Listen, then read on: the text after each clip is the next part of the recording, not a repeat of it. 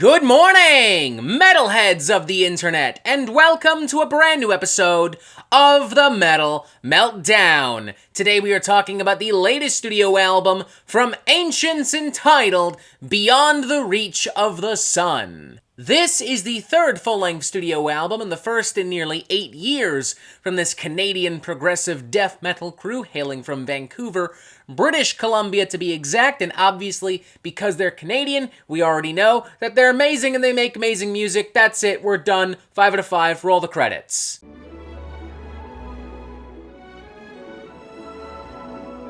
I'm just messing with you. We've never had credits. Also, we're definitely going to talk about this album. Not necessarily because it's Canadian though, although it does admittedly win points because of that, but rather because it's genuinely a really interesting album with a genuinely really interesting story behind it. Now, I have to let y'all know right off the bat, I wasn't really too familiar with Ancients back in the day, specifically in that early to mid-2010s period of time when they were dropping the Snakebeard EP and Heart of Oak and Voice of the Void and, turning heads left and right within the death metal scene and underground and such. It wouldn't be, frankly, until many a year later when I was doing this in the capacity that I am now that I would become aware of Ancients, and frankly, even then, I haven't really thought a lot about them since maybe up until a couple of months ago when I heard about this album. So while I wouldn't necessarily say that I went into this album blind, I didn't really go into it with 20/20 vision either. And I kind of feel like that's a good thing, maybe even for the best,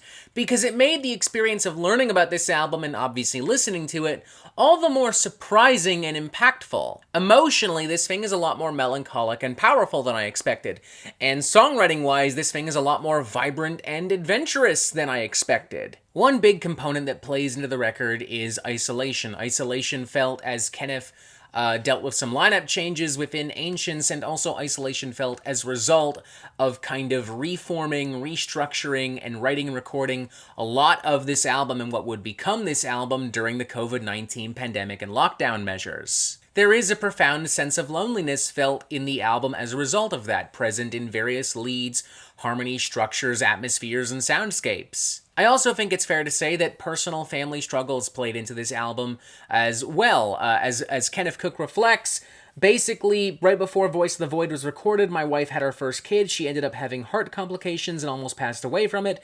We recorded the last record, and once it came out, I was kind of just focusing on her, dealing with her health issues, and keeping that in check. Going through that process, experiencing that pain, and coming out of it stronger and healthier, I think is a big component of this record as well. That, too, is communicated through a variety of different progressions, through very atmospheric builds and climaxes. It helps, too, that the album just has this vast cosmic size and scale to it, Like, I feel like I'm standing in front of some fucking ancient celestial space god throughout a good chunk of this. Like, it just feels really important, and it's so easy to get yourself immersed in this really important feeling and sounding world. Also, perhaps most importantly, the songs are good. Really good. Great, in fact, even, I would argue. You've got the opening cut, Forbidden Sanctuary, which does a really good job balancing and contrasting really soft and warm tones, and also really harsh and heavy tones. Like, you have these very gentle, emotive, soft-spoken, clean vocals,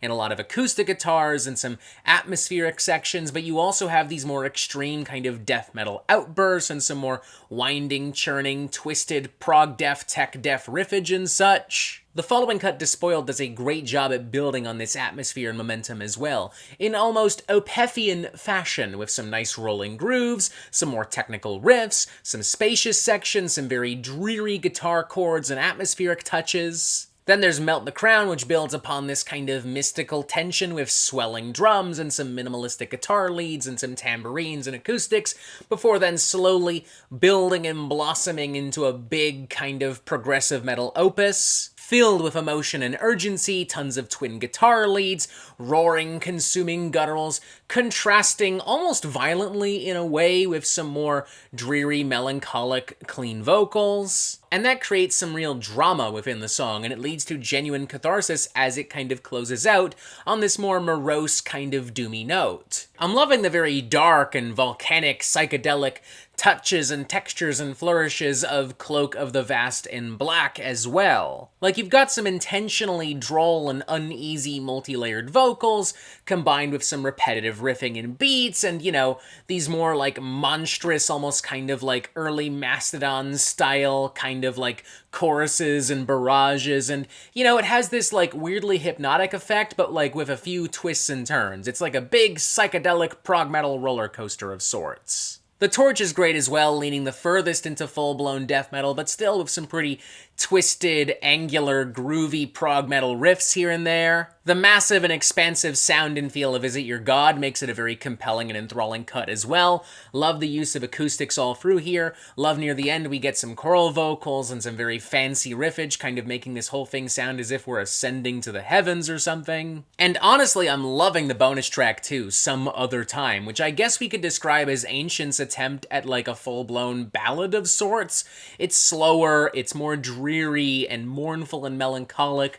Great use of keyboards, really beautiful clean vocal work here. Even the re-recordings of Raise the Sun and Built to Die, while maybe not essential to the album, surprisingly fit in well, like conceptually, tonally with everything, and also sound really good and great. The entire package with the re-recorded cuts and the bonus track included does feel a little bit long, maybe a little bloated, clocking in at 75 minutes, but the standard edition is like 58, and I feel like most people are still going to be satisfied irregardless.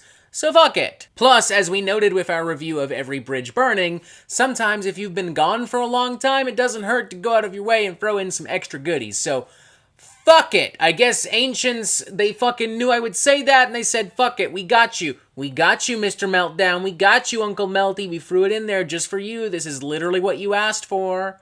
I'm feeling a very, very, very strong 4 out of 5 here, maybe leaning towards a 4.5 out of 5. Honestly, it is a great record, filled with a lot of great music, a lot of emotion, a lot of catharsis, a lot of great energy, great vibes. A lot of heart and soul and passion and time and hard work very clearly went into creating this, into putting it out there, and it shows consistently all throughout. I think if you love progressive death metal, if you love progressive metal, you're going to love this record. Don't worry if you're not too familiar with Ancients, just jump right into it. It's that strong and that immersive and that accessible even with that in mind. If you're looking for kind of maybe a gateway album into progressive metal and progressive death metal, honestly, give this a shot. Once again, very strong 4 out of 5. Great album. Definitely check it out. And that is it for the Metal Meltdown. I am not an expert, nor do I claim to be, contrary to apparently popular belief. So what do you think? Do you like this record? Do you not like this record? And what do you want to hear from me next? Thank you for watching. Press subscribe right here. Wow. And as always, you have yourself a fantastic fucking day.